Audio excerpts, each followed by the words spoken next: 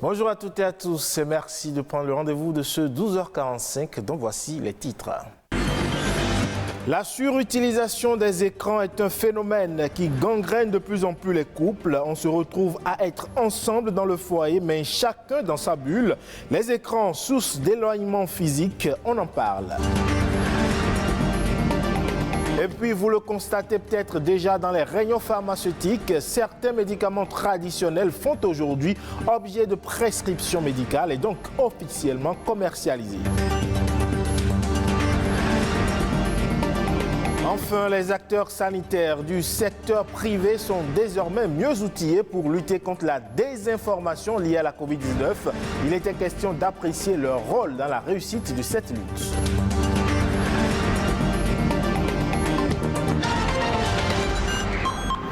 Bienvenue à vous si vous nous rejoignez. Dans la rue, au bureau ou à la maison, les écrans sont présents partout. Que ce soit la télévision, l'ordinateur ou les smartphones, ces écrans qui permettent d'accéder à une forme de liberté et de bien-être peuvent également devenir source de problèmes, surtout quand on est en famille. Comment concilier donc usage des écrans et vie de famille? Suivons cet élément pour en savoir davantage. L'avènement du numérique, notamment d'Internet et des smartphones ou objets connectés, constitue aujourd'hui un changement majeur dans les pratiques sociales. La question des écrans au sein de la famille devient alors préoccupante et parfois même source de tension. Le problème de l'utilisation des écrans est un problème de santé publique qui est souvent sous-estimé dans nos sociétés africaines. Télévision, ordinateur, smartphone, tablette, console de jeu, les écrans se retrouvent donc partout présents dans l'environnement familial et leurs usages font presque partie d'une routine quotidienne. Vous voyez chacun devant son petit écran de portable, de téléphone, ou alors si les parents ont des moyens, les enfants sont dans leur chambre avec leur écran de télévision. Les conséquences, c'est que les familles, les enfants sont éduqués par des inconnus. Chez moi à la maison, tu viens le soir, tu déposes ton portable, je suis sur Facebook, je suis sur WhatsApp, non.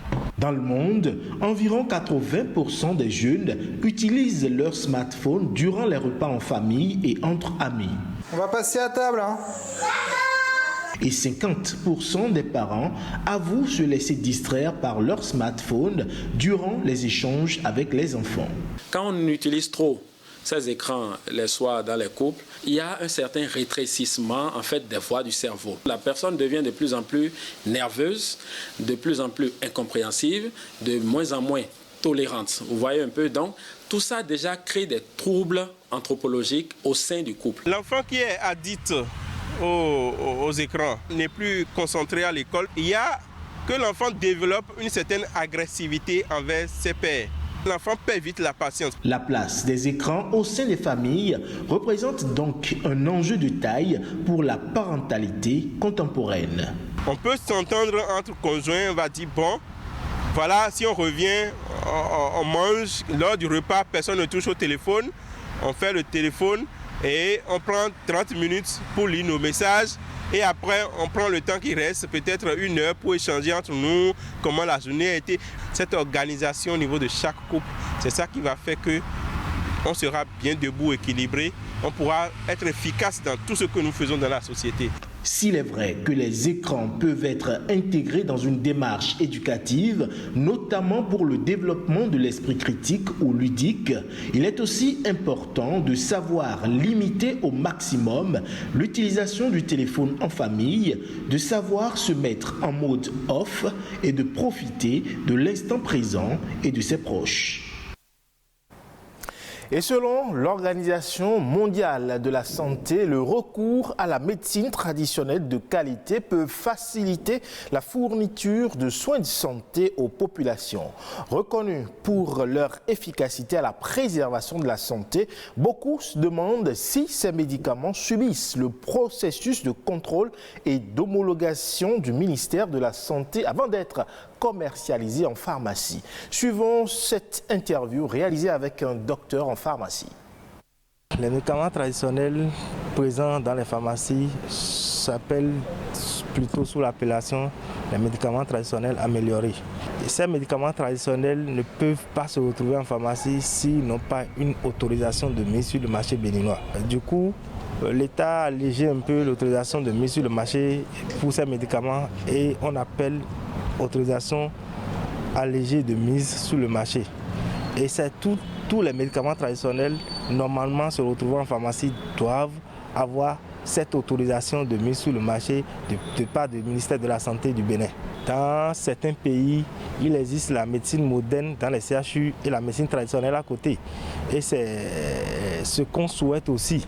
C'est une complémentarité, les médicaments traditionnels améliorés et les médicaments dits de spécialité ou les médicaments modernes. Ce n'est pas des concurrents.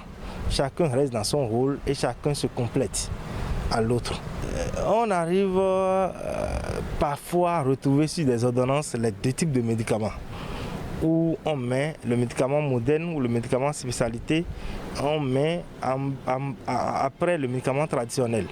Ça se retrouve parfois où on a des conseils du pharmacien sur les médicaments traditionnels ou aussi on a des conseils des praticiens. Et les populations n'ont qu'à être rassurées que lorsque vous venez dans une pharmacie et vous trouvez un médicament traditionnel, ces médicaments traditionnels sont sécurisés et la population peut les prendre sans inquiétude, comme les médicaments modernes, dits modernes.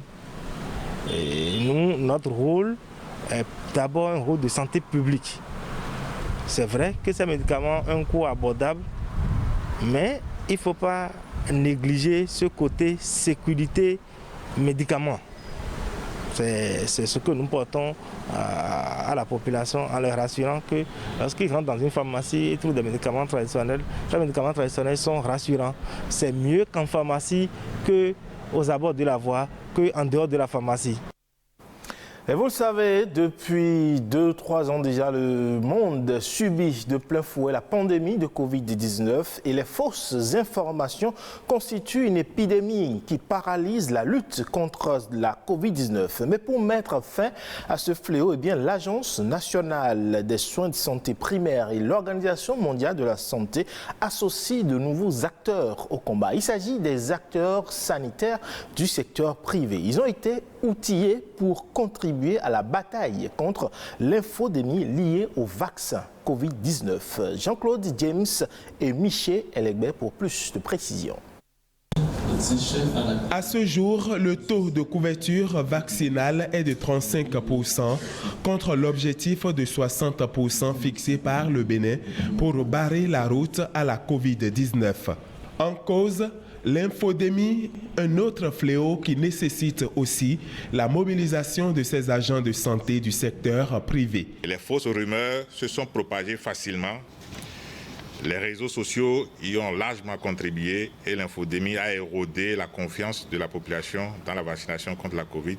Comme vous le constatez, n'ont pas atteint leurs objectifs et raison pour laquelle, avec l'appui de nos partenaires, nous continuons donc de mobiliser les populations.